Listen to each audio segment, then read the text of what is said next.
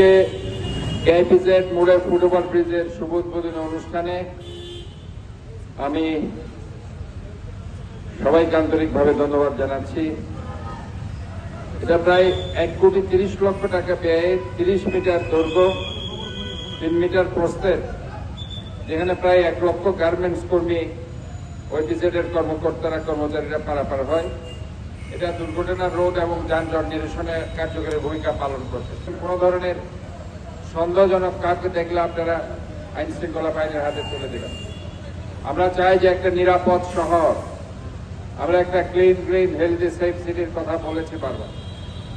এই চট্টগ্রামের সমগ্র মানুষ যাতে নিরাপদে থাকে এবং সেফলি যাতে থাকে। কাজ ইনশাল্লাহ হয়েছে, এটা আপনারা দেখভাল করবেন। কোনো ধরনের এই ফুটওভার ব্রিজে যে সমস্যা হয়, বিভিন্ন মাদকাসক্তিরা এখানে এসে ঘুমায় থাকে, তারা মাদক সেবন করে এবং ছিনতাইয়ের দিকে তারা ঝুঁকে যায়। অনেক অসহায় ব্যক্তিদের থেকে তারা ছিনতাই করে